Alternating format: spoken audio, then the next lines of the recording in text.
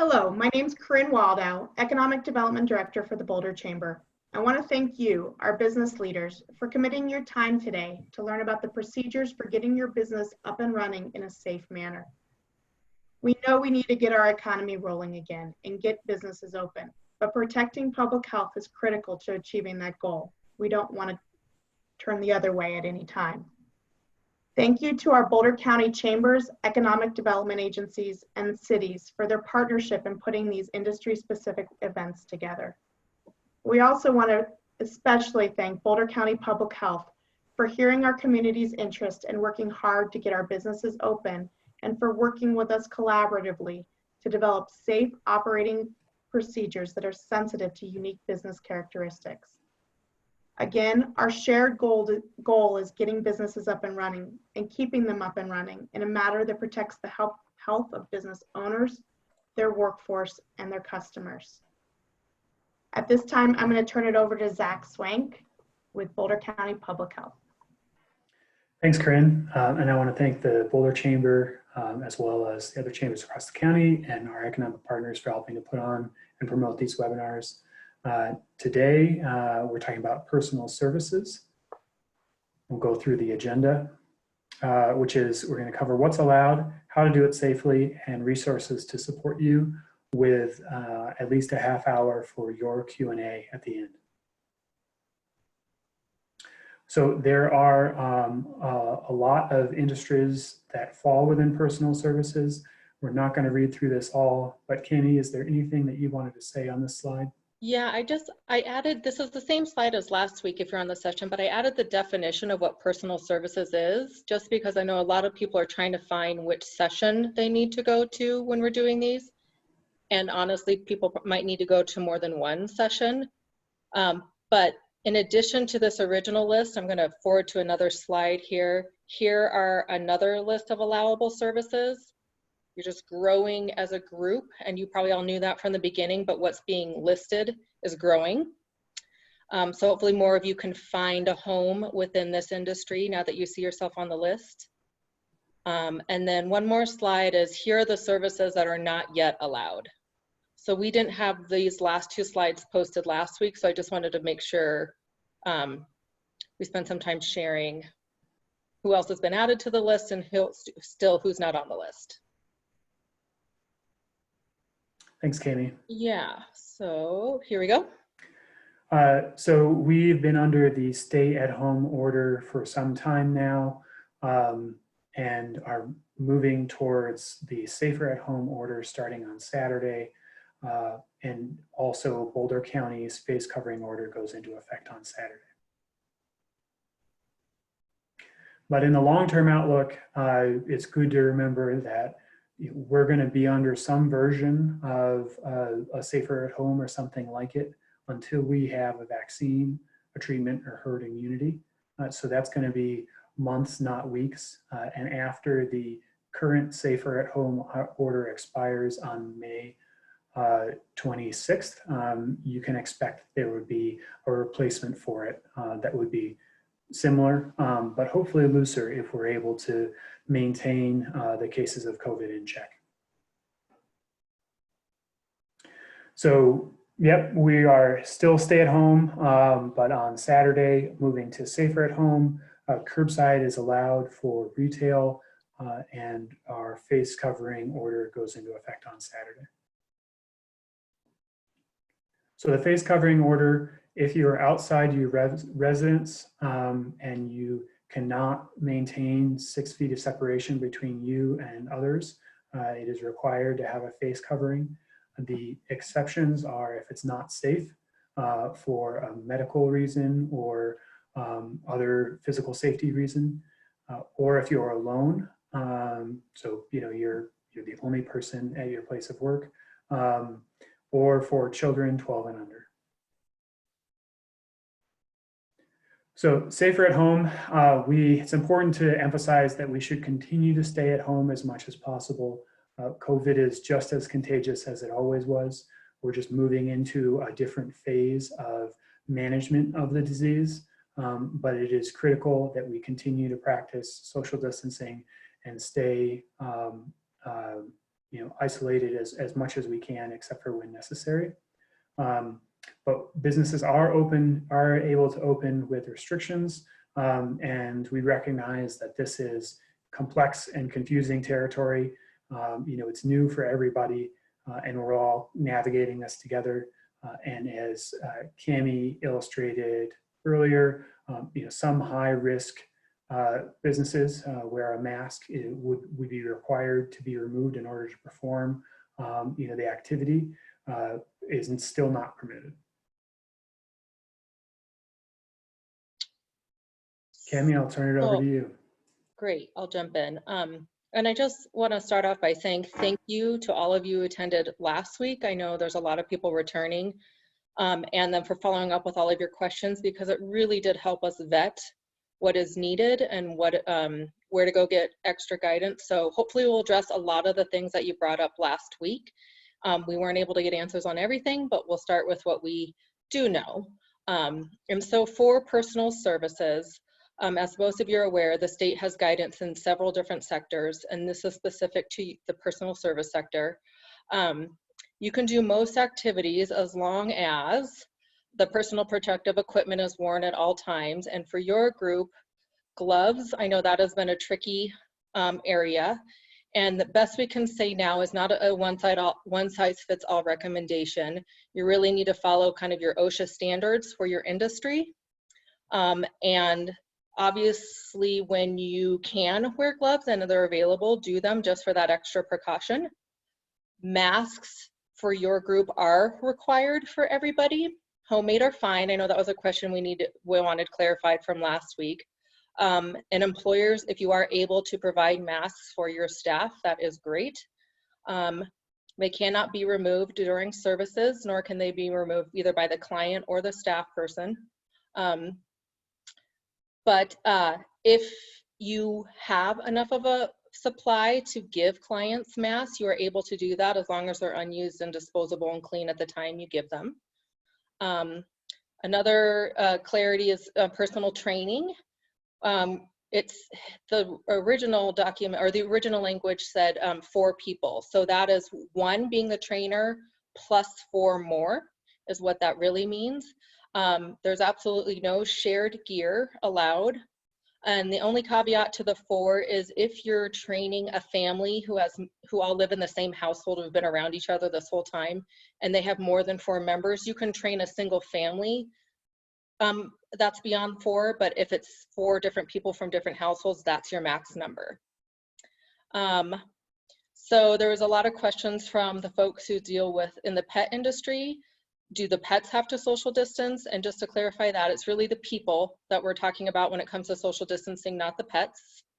And that the people in places, you all have to follow the specific cleaning and sanitizing requirements, which are spelled out into more detail in your checklist, which we'll show you a little bit later in the presentation, as well as on the state's CDPHE, which is Colorado Department of Health and Environment, their website where all of these stay-at-home guidelines live.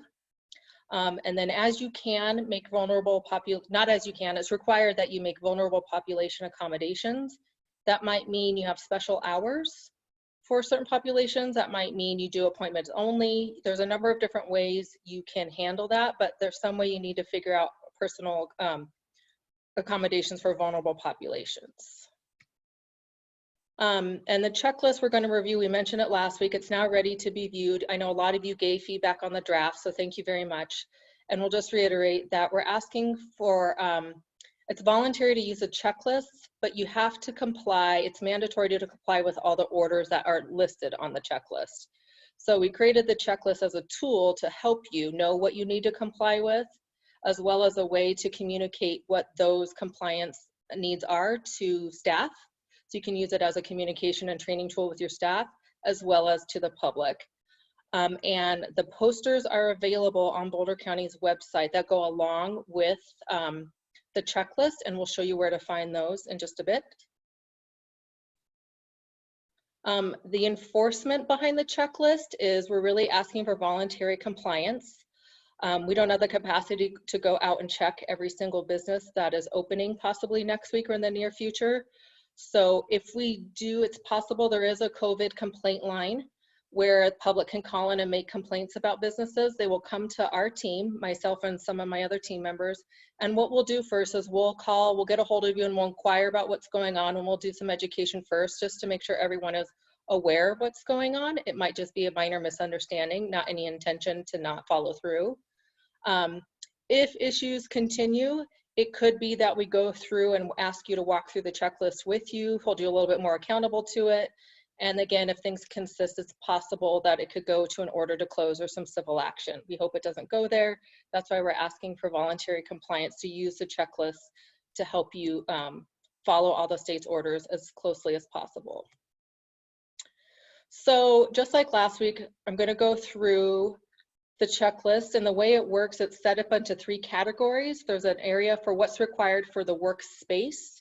Then there's guidance for what's required for employees to have, and then there's what's required to keep your clients or customers safe.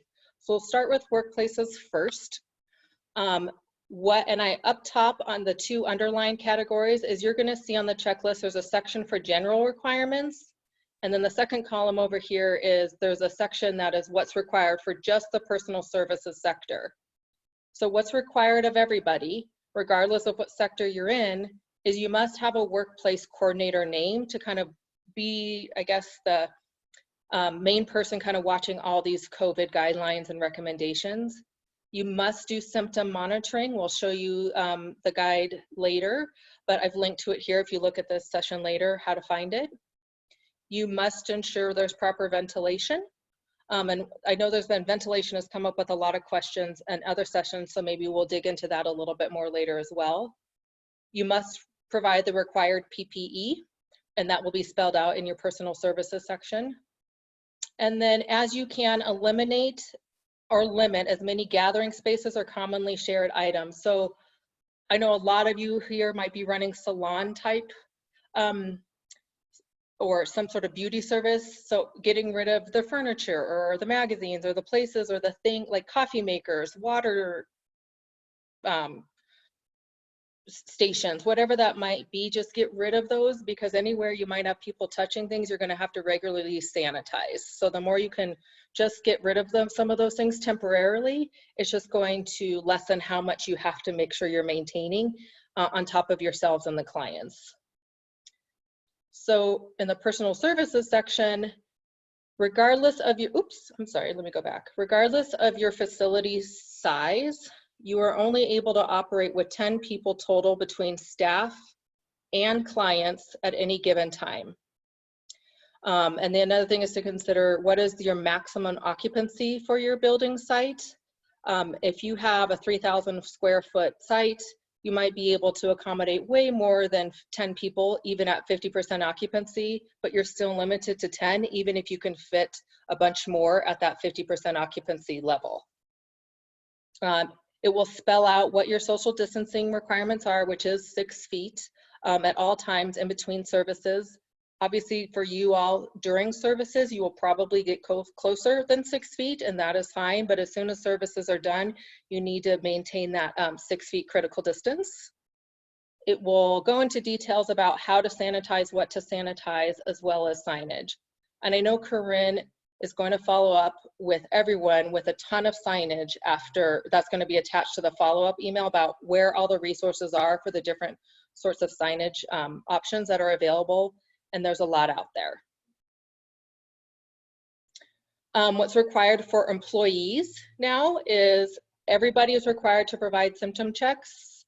And that might be the workplace coordinator you want to designate as who's in charge of that. You send the person home or tell them not to come in if they have any symptoms present. And one of the guideline markers, and this will be in the symptom checks documents, we'll point out for you where to find them, but 100.4 is really the temperature or higher, where you must send someone home and it's reportable to, you need to get a hold of your local public health agency. So get a hold of Boulder County Public Health. You can get a hold of our team and we'll help you get connected to the folks who will help you in that situation. And just to make sure everyone knows, if you have a suspected positive case or a known positive case or any combination of two people, it is considered an outbreak. So you must report it to Boulder County Public Health if there's 2 people that you know either you suspect being positive or you know is positive, it's a reportable situation. So for employees, you must provide the required PPE that's needed. You must provide the cleaning supplies that's necessary. And then you must allow time in between all the services for staff to be able to clean and do what's needed, and not just go to the next client. As much as you can, allow remote work to happen. For those folks who don't have to be in shared spaces, let them do that, or continue to let them do that. Hold staff meetings remotely as you can. That might be another way to do it. Provide benefit information for employees, and then phased shifts and breaks and scheduling, which we've talked a lot about before as in the last session too. And then specific to personal services is you need to, for employees, they need to complete their symptom checks. A new development since we last spoke last week is you can do it at the work site, and that is preferred by your work site coordinator if you can. But there is also an option where employees can do a self-assessment at home and call in and report what their symptoms are before coming in. So there's more details in the self-assessment check or resources we'll provide. You have to wear masks at all time. Like we said, homemade is fine. Gloves during your services, and I know unless it's not feasible, and really when it comes to gloves, we can't fit a one-size-fits-all response for personal services, other than recommending follow your OSHA guidelines or your professional development, your guiding professional associations. Whatever you did before or more is what you should be following. It probably depends on the services. I know, right? Hairstylists will talk, we wear gloves when we color, but we don't wear gloves when we cut.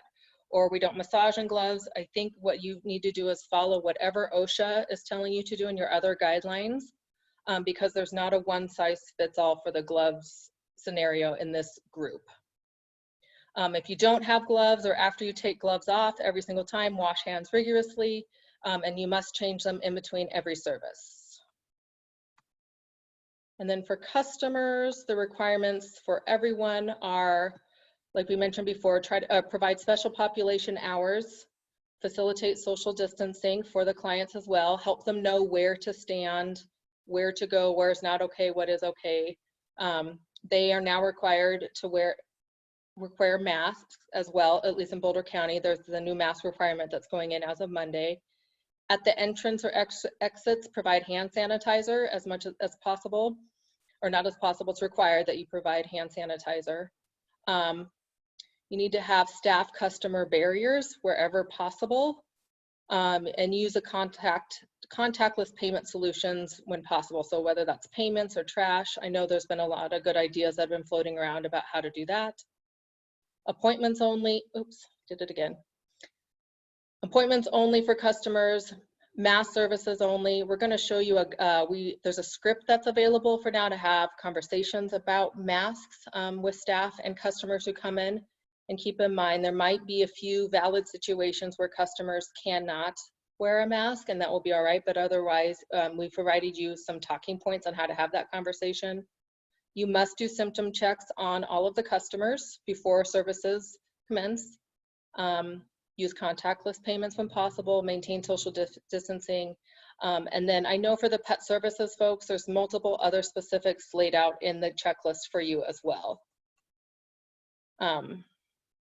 So just kind of an overview here.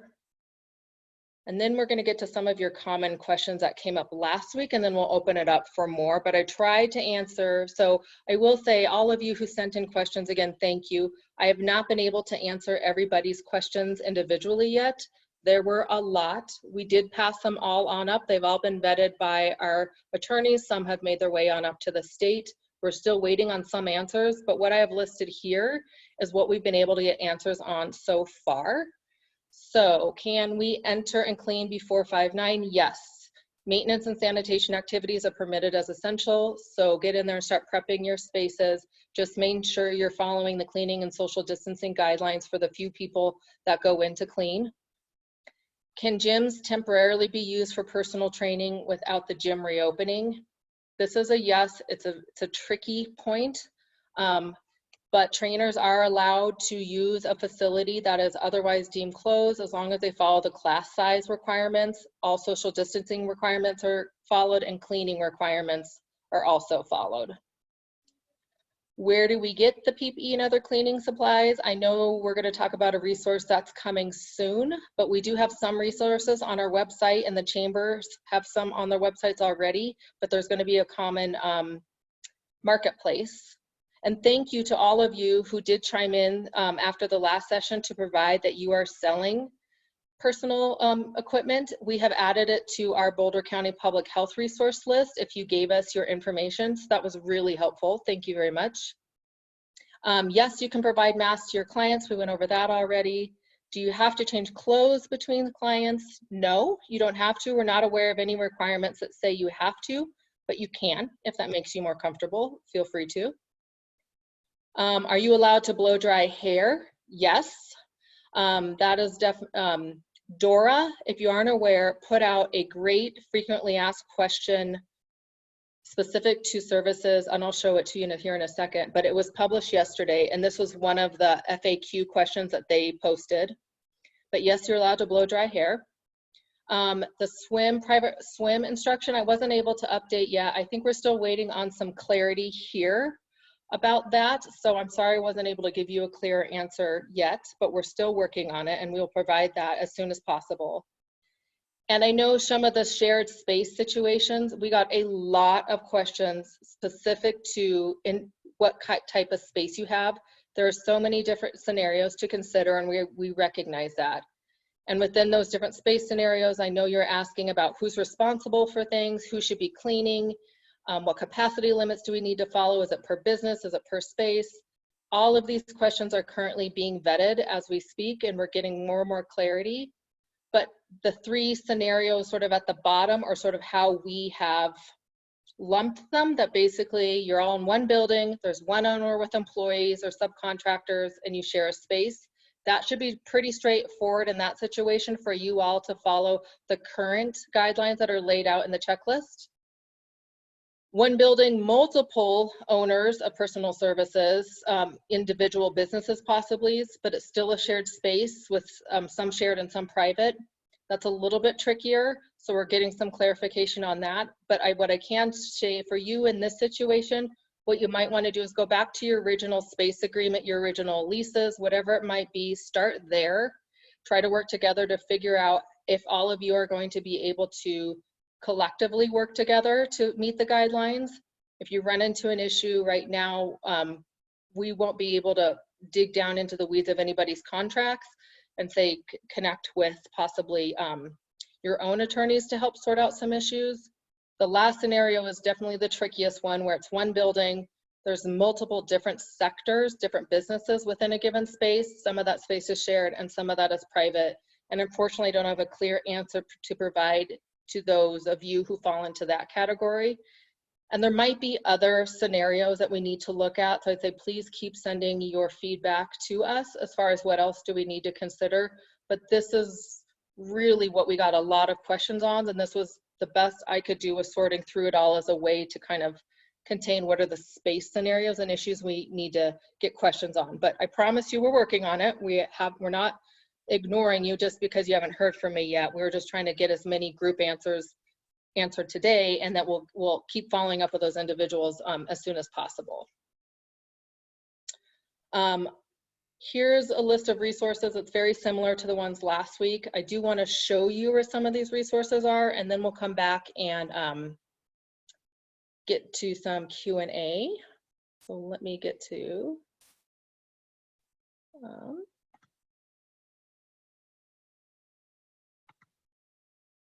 can you all still see my screen? No? Tammy, you're gonna have to unshare the PowerPoint and then share the screen you're on right now. Okay. Let me get back to the PowerPoint then.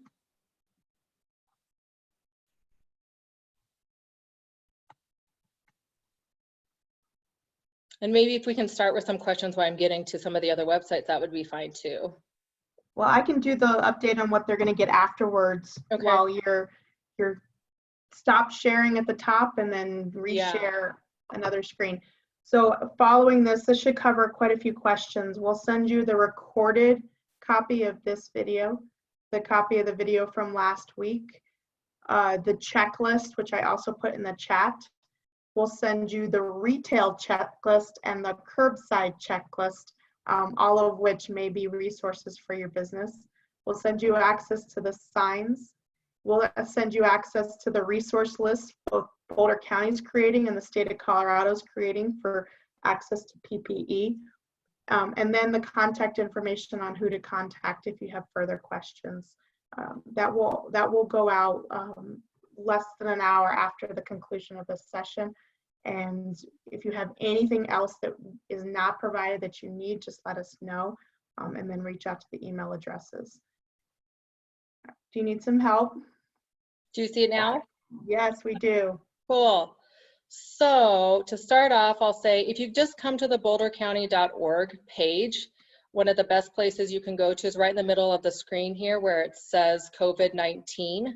That will take you directly to the Boulder County Public Health page that has everything to do with COVID-19.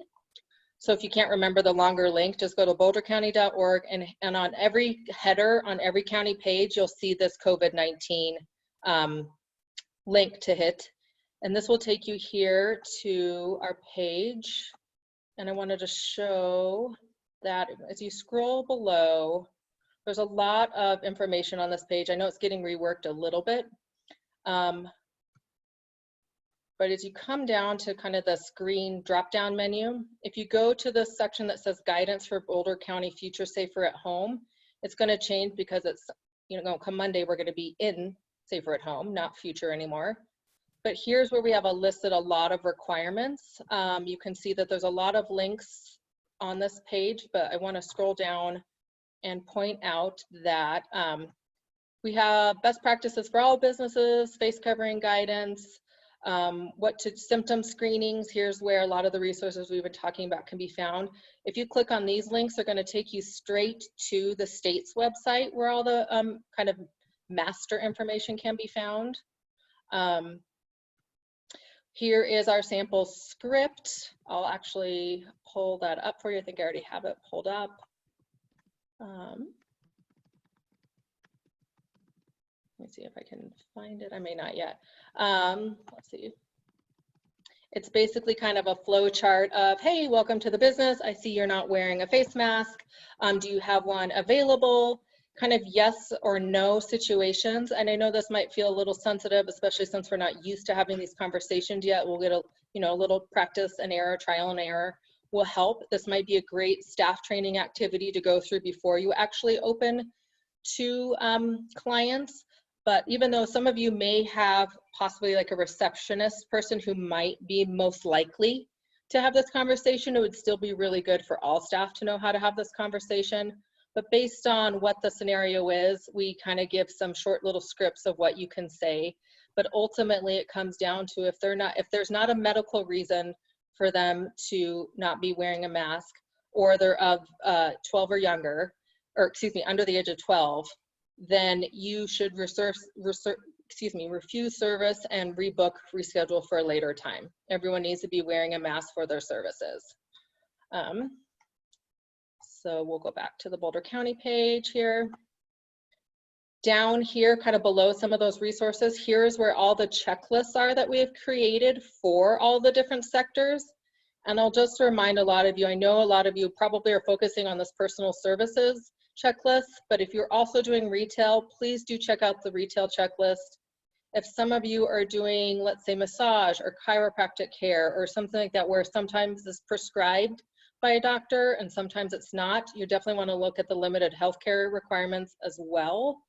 I'm trying to think. Office, if you have a back office area that's set up more like an office and then you have more of a front retail area and where services, you might need to look at the office-based guidelines. So make sure that you are reviewing, and that's why those workplace coordinators that you designate can kind of be the person who hopefully gets into the weeds with all of this stuff. And definitely call us. We can help you sort this out as you're trying to figure out how to best open. We can, we want to make sure you all are set up for success. And then there's other just good links down below. I will say the DORA FAQ I was speaking about that had a lot of good information, it is linked here as well. So you can come and find that all on our website. I'm going to show you what it looks like. So if you click on our pages and you get to the state site, this is what your page would look like. This will help you know if you're in the right area. And like we mentioned, it's set up just like as for workplaces, for employees, and for customers. We've basically taken all of this required material and put it on our checklist to make sure, and turned it into more of that a checklist style to make sure you know what to do. It has the other links that might be helpful as far as cleaning guidance, symptoms checking. This is where you can find how to do the symptom screenings. If you go down to the bottom, it has other links as well. Another helpful page is they have an FAQ page that has a lot of additional information where a lot of the details you're asking about are not in the specific pages. I just wanted to point out in the FAQ, it did have a little bit more guidance on what types of gloves to be wearing. So it says, here are the types of gloves to wear. Personal services are recommended to wear the same types. So that might be helpful for some. But basically on our Boulder County Health website, we're trying to link to everything in the state as well that might be helpful, whether it's in our checklist or some of our other site links that if you can't remember how to find it on the state site, you can come to our bouldercounty.org, like I said, hit the COVID button and it'll take you straight to our page. And then I know the chambers as well are linking to a bunch. So I think that's it for my overview right now. Should we open it for Q&A at this point? You ready? Ready. Let's do it. Okay. Can clients use bathrooms inside our facility? There's no guidance that says bathrooms have to close. They're definitely going to be a high risk, or not high risk, a high touch area. You're going to want to clean them frequently. It might be a challenge to have bathrooms open if you don't have the staff capacity to clean them and keep them sanitized. Jesse, I'm not sure, in your other sessions, did you have a different recommendation that you might want to add? I think you could definitely limit the number of stalls or limit the number of bathrooms that might be open. If you had numerous, it doesn't mean you have to have them all open. Can we give clients reusable cotton masks and then wash them between use?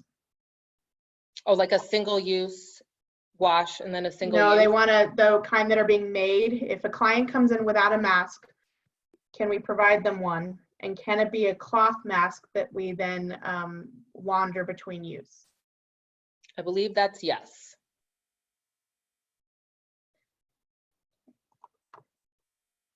There are a lot of questions about personal training. So if you could at least bring up if the client has to be 6 feet away from the personal trainer. Yes. May they work out without a mask? Not at this point. If there's something that's high exertion and it would make it hard to do, you might have to alter your training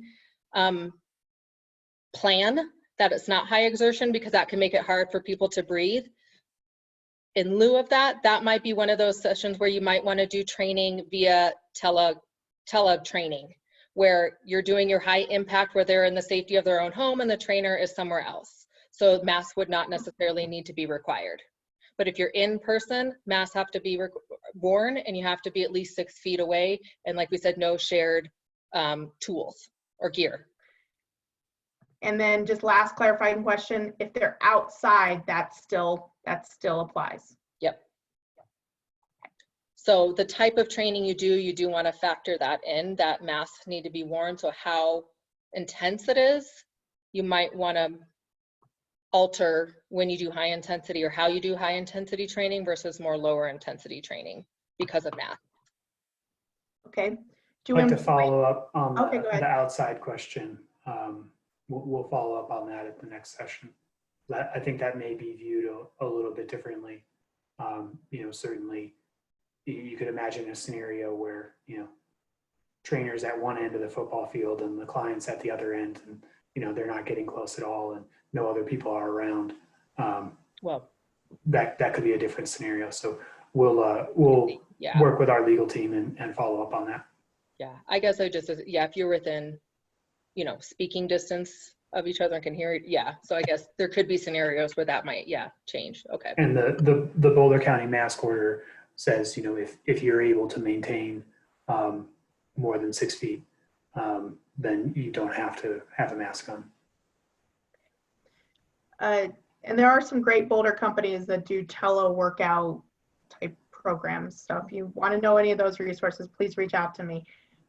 Do employee and client symptom checks have to be done before they enter the location? And do we have to document the symptom check?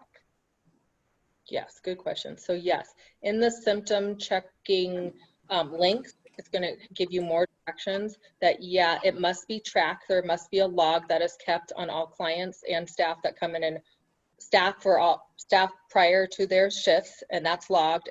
And I think that's where that on-site coordinator, this would be a great sort of job for them to keep track of that, as well as the customers. And the idea is that if there was a potential outbreak, that way the epidemiologist could come in and help use that for contact tracing and figure out, you know, what needs to happen with whom and where, is there would be at least a way to narrow down who was possibly exposed that day because those symptoms were logged. And finally, one small clarification there. You know, the question is, do they have to be done before they enter the location? Oh, okay, yeah, I missed that part. Yeah, that is not spelled out in the order. You know, certainly in CDPHE's guidance, where they have a video showing how symptom checks can be done, that's being done inside.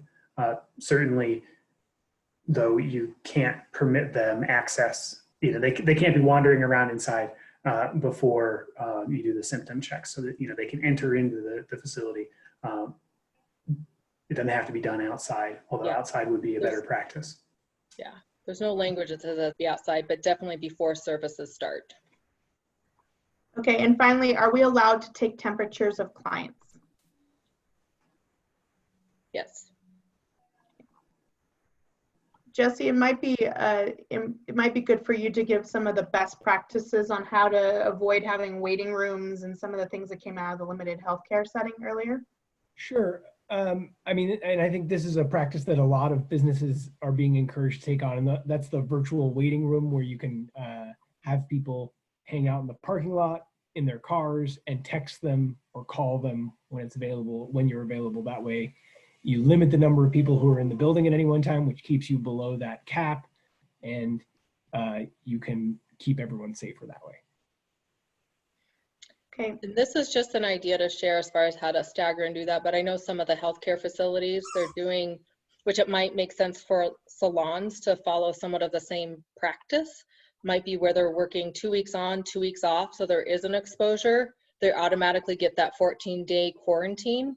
So instead of staggering staff on an every other day or once a week schedule, you might want to go to 2 on, 2 off, 2 on, 2 off. So then staff training or education or some of the other things you might need time for that isn't direct client service can be done on those 2 weeks where you're not in the salon. That may not work in all scenarios, but essentially you have a waiting room situation and then you have services in the back that you're sort of operating the same way, whether it's a medical setting or salon setting. So that's just a best practice that I wanted to share, that the medical side of things have found that's worked really well to avoid. So if there is exposure, they're getting the 14 days at home. That may not work or sound ideal, but it's just an idea to share. All right. I don't see dance studios or performance companies listed here. Is this the right section for us? It's tricky. I think there's a lot of specific businesses that are looking for them to be named. I know yoga, I know some gyms, some dance, they have made it, they're not listed on the you are allowed to yet. I'm not, and they're also not on the not allowed to list, but it might be worth checking on the recreation side of things if that's where they're listed. So dance is on the, dance studios are on the not allowed to list. Not allowed yet, You can find it in the order. They are under the definition of gym, which means a building or room used for indoor sports or exercise, such as fitness, dance, exercise or group classes, exercise studios and centers, recreation centers, bowling alleys, pools, and other indoor athletic facilities. The one exception would be, as previously mentioned, use of the space for personal training with 4 or less clients. So that covers a couple other questions which were, you know, if they have a small fitness studio, they can't just let 4 people come into the gym if it's not a personal training session, especially if they're using equipment. Correct. I And in think- that, if you had your own studio, part of that would be, it would have to be by appointment. It would have to be controlled. It would have to be come in when I allow you to come in, you know, make sure all those social, so it'd be that very same controlled situation would be how that would work, not open to the public. And the same question was around fitness classes, if those, you know, Zach brought it up, but there was a question about, can I run a fitness class for 4 people? Yeah, I mean, essentially you could do it online, you could do it outside. If you had your own gym space, it would be one of those where just you and the 4 people in there alone. Yeah, so there are ways to do it. Okay, and is this personal training only for private gyms or public gyms as well? Public gyms would be, you know, subject to, you know, I assume we're talking about, you know, rec centers. You know, that'll be, you know, the city would need to open the rec center for that to be possible, right? So that'll be a decision of the city. And if you have personal training sessions, do you need to clean in between? Yes. Okay. And any areas that were touched or used by anyone. So again, something that's about the bathrooms or water fountains or any of those sorts of places, everything would have to be cleaned in between. So, you know, the capacity to do that and the timing all needs to be factored in before you go down that road. Okay. Do the personal services change when we are working with youth versus adults? Good question. There's no specific guidelines or requirements outlaid in the order at this point to differentiate population by age. One of the questions was, since the Boulder County order doesn't require children under 12 to wear a mask, do we need to require a child under 12 to wear a mask during a haircut? It says that Dora didn't say it. It said it didn't matter their age for a hair appointment. I think it's a really good question. And I know our mask order and the state order are working in conjunction some ways well and some ways different. So let's follow up on that one and get back just to make sure. In general, whichever order is more restrictive, whether it's Boulder County's, whether it's states, whether it's Dora's, whichever one is more restrictive is what applies. And that's why I earlier said that yes, masks needed to be worn during personal training services because the state order was stricter than our Boulder County one. Okay, we practice massage, so we're going to get away from the personal training for a minute. We practice massage. What if a client tells you that they have a health issue that prohibits them from wearing a mask? Are you still not permitted to give the massage?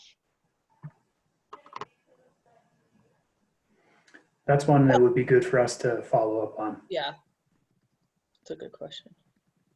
Okay. We have still quite a few questions about facilities not covered under your 3 different scenarios. Okay, that's good, yeah. Particularly the stylist in a suite situation, whether or not there can be more than 10 people in the building if you own your own suite, but it's part of a larger number of suites for the salons. I think we did try to account for that in our scenario. So I think that was bullet point number 2. Okay. And then how about if your building houses your business and another, your movement in martial arts, can you have personal training on your side while they also have it on their side? Yeah. It can go above the 4.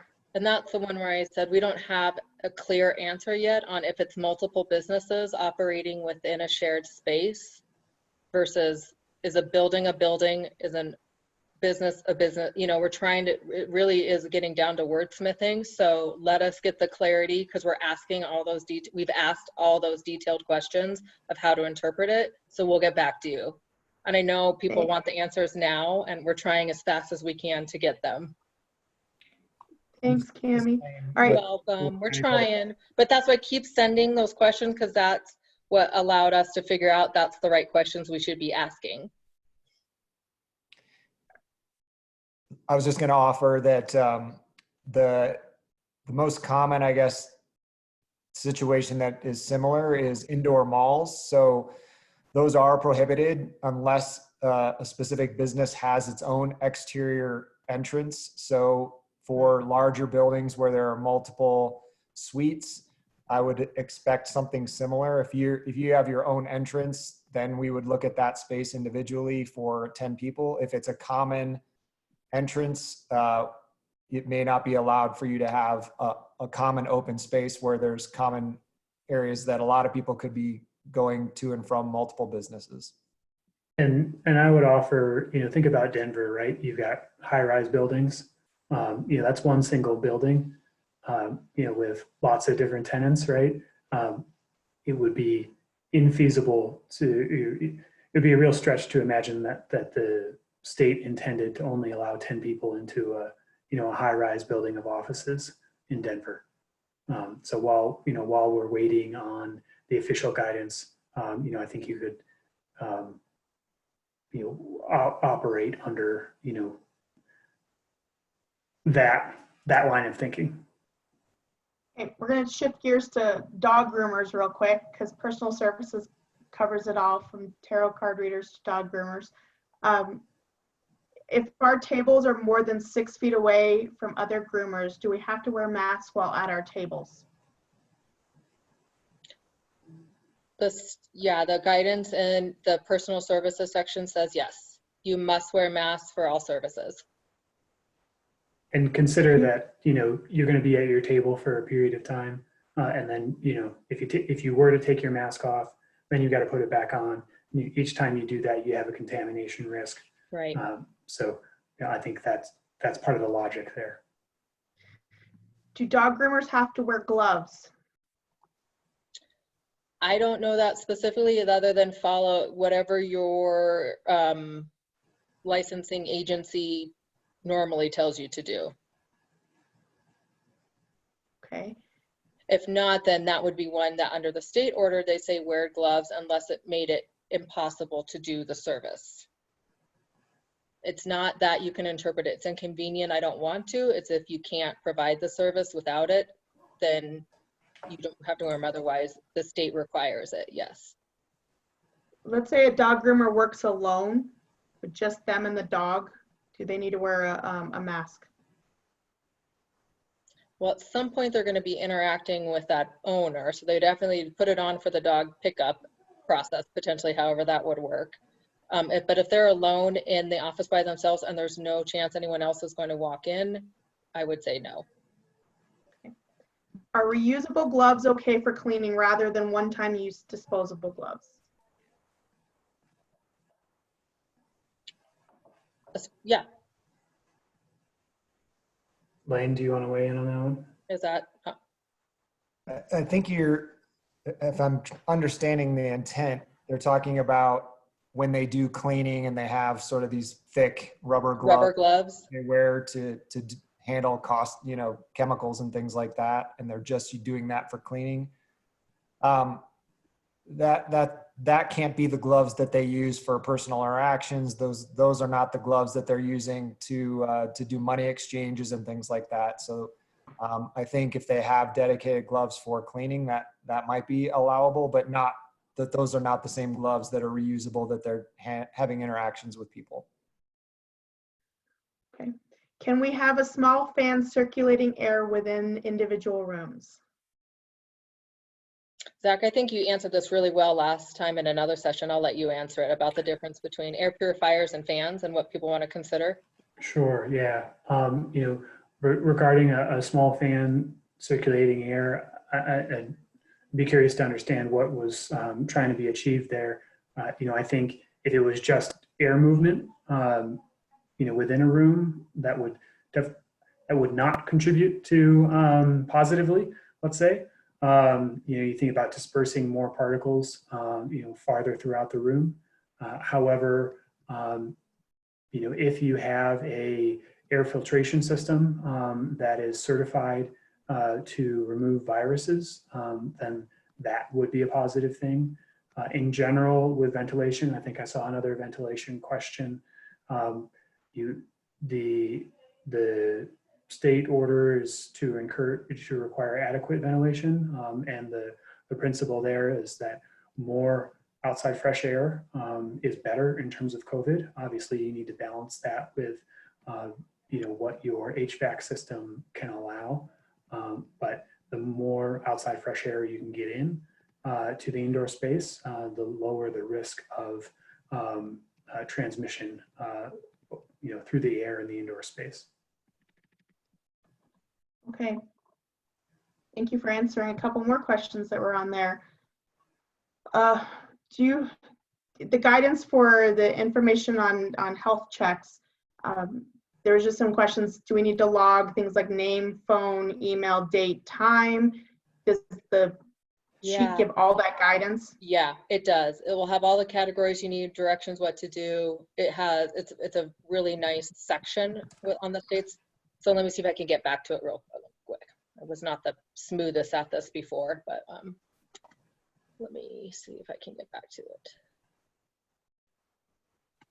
If an employee or client was sick but not having symptoms anymore, how long is the wait period before they can come back to work or come in for an appointment?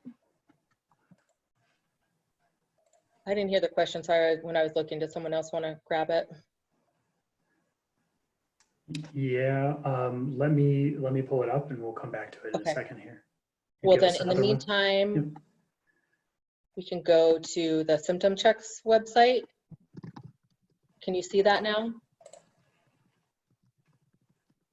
So can you see my symptom screening?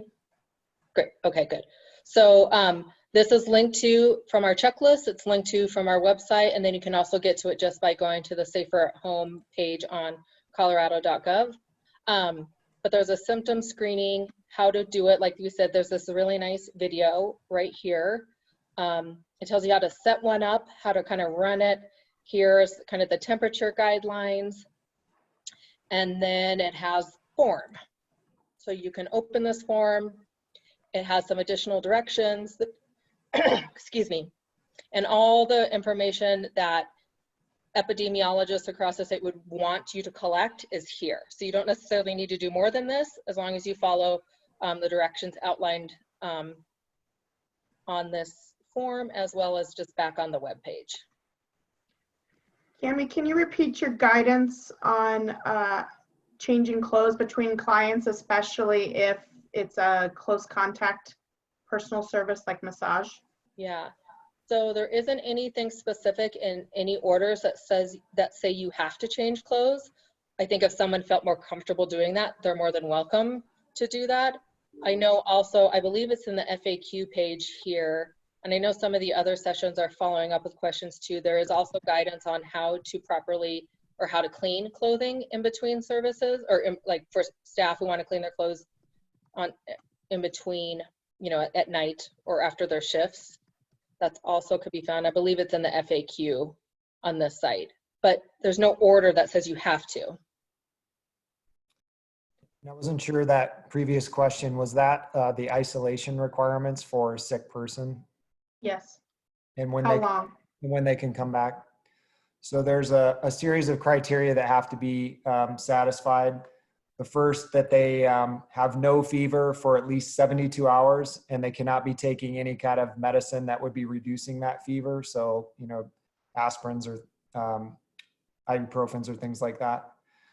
They also, their other symptoms need to have improved. So if they had shortness of breath and cough and things like that, those need to have improved. And then for at least 7 days have passed since their symptoms first appeared. So that kind of incubation period is typically at least 7 days. So those three conditions have to be satisfied before they can return. And that's for people who are, experiencing symptoms or who had a positive test. If you have close contact with someone who has a positive test, then you need to quarantine for 14 days. And then if you do get sick during that time period, then you would follow the guidelines that Lane just said. And these are all available at the state website, accessible on the menu on the left-hand side under isolation and quarantine. Yeah. Great. So there's some questions about finding thermometers, PPE. I know that some people still had some success up until today finding thermometers on Amazon, but we posted the link earlier and we'll continue to send it out to you, the list of resources to find equipment. You know, if you find some and you have another place you can add to it, send it to us. We'll continue to add that piece. There's a question, if instead of changing gloves to a new pair, can I just disinfect them thoroughly? No. No. Okay, I think there's need for clarification because there was a just clarification needed on the personal training. Indoor, wear masks, even if you can maintain that distance. Outdoor, what's the guidance on that? So indoor and outdoor. Yeah, and I think to Zach's point, we have sort of two levels of ordinances talking about just generally outdoors. People need a mask unless they can social distance. So that's the general principle that we're thinking. So there could be situations that would allow people to do things outdoors that they can social distance without needing a mask. So we need to just clarify that piece. I think the intent is for people that are not actually interacting. So people that are interacting, are you really maintaining social distancing that entire time you're interacting? And I think something to consider is when you're in a personal training situation, you're going to be breathing harder than even just the natural conversation level. So the 6 feet distance, I think that's why the idea of the mask would still help, because there's no recommendation for how far you should be with the fact that you're exerting more and breathing heavier. So I think, you know, err on the side of caution while we're looking for more clarity on this, because we've got, like we said, the two competing orders at this point. Okay, if we turn a customer away due to a fever, do we need to have their info and do we need to do something with it? There's no requirement to do anything with it. Yeah, and I was going to get back to so yeah. Okay, Thing to do too is there's a symptom tracker that anyone you can, you know, just tell them when you go home, you might want to check the symptom tracker, which is on the state website as well, which is part of the symptoms checklist as well, as you'll be using the same resource that's available on the state site.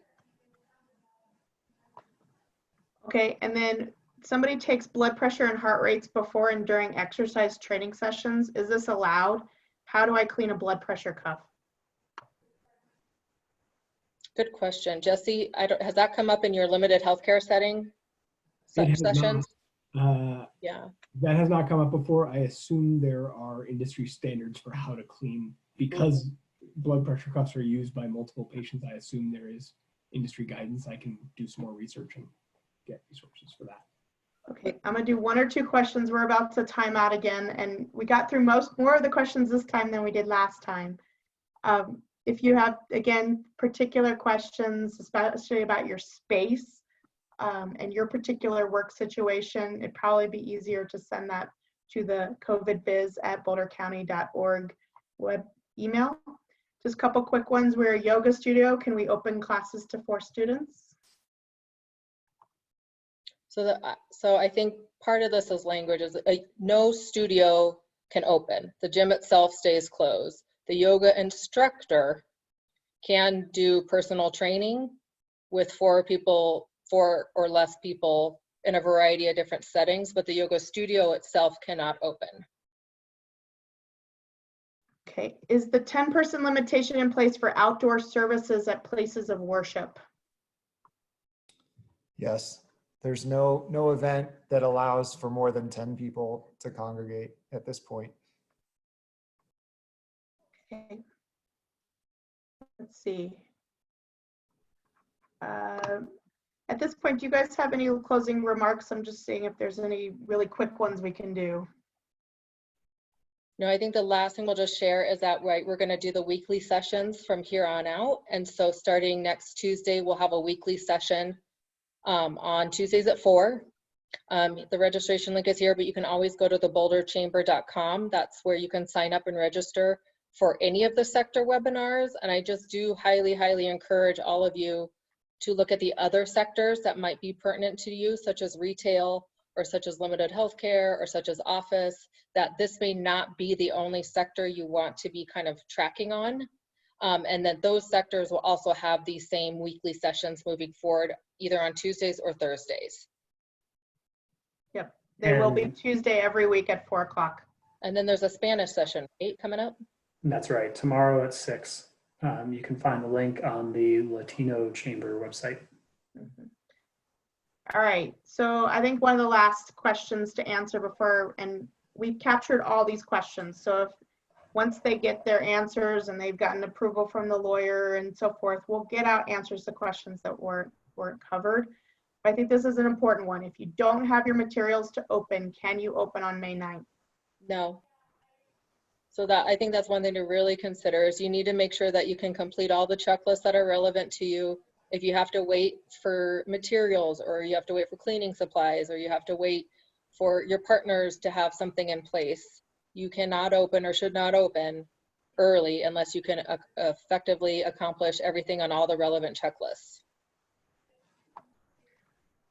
Okay, well, thank For a you. lot of people, you should be starting on the 9th to figure this out, not necessarily ready to open your doors, you know, that first minute. You'll be starting this process on May 9th for a lot of people.